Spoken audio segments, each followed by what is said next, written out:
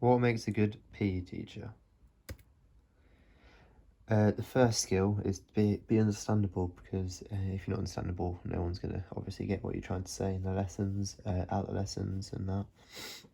You have to be clear of what you say. You have to make sure you can even repeat yourself. As long as everyone gets it and understands what's going on, then that's what you need, because obviously some people learn differently, so you've got to talk to them, see if they all understand it, and then you can move on to the next stage. Adaptable. This is an essential skill to being a teacher, because if you don't have this, then you're not going to be a class teacher. Because say if something bad would happen in the classroom, you have to think on your feet and react quickly to, say, it could be in stop embarrassing someone, or say if the monitor stopped working, you had to go switch on something else, or go on the whiteboard. It's just all that, just thinking on your feet, and keep the lesson obviously going, flowing well.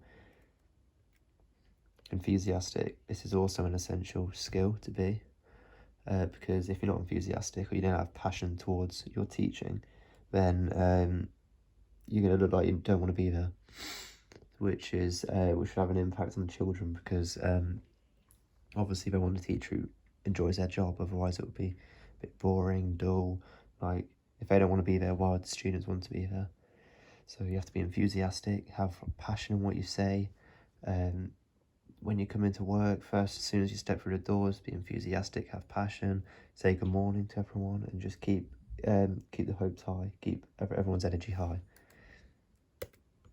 Communication is key, because if you don't have communication, well, students aren't going to learn anything. They'll just be stuck, they won't understand anything which is going on. This links with being understandable as well, because if you're not understandable, or if you haven't got good communication, then students won't learn anything in the lessons.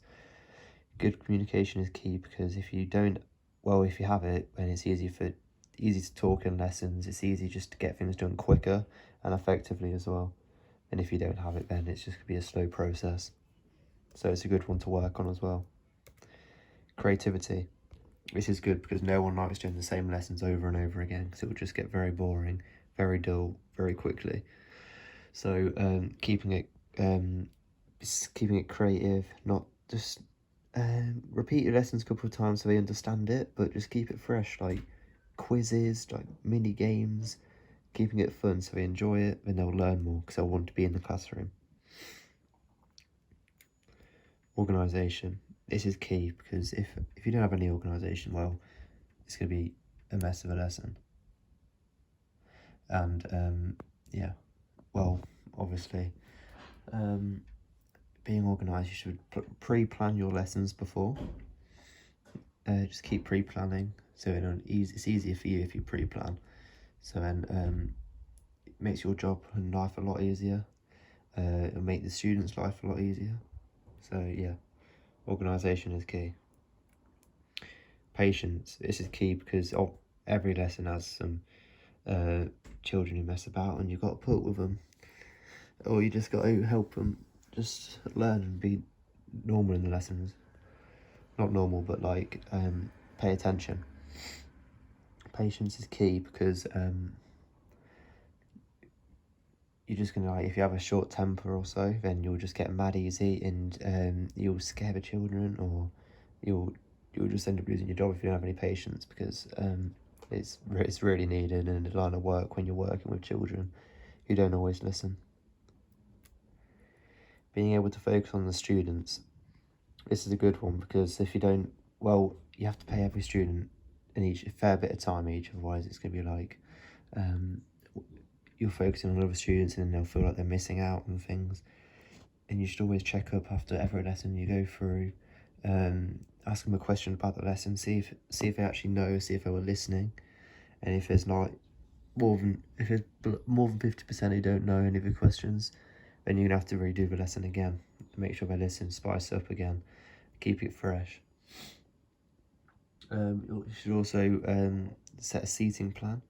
So obviously the misbehaving children should be away from other misbehaving children. So, but also not so it distracts the non-misbehaving children. So just try and equal it out. It may be difficult, but that's also what you have to do. Teamwork skills. This is a good one because you've got your co-workers and you've got the students. You all work as one big team. All get things done together.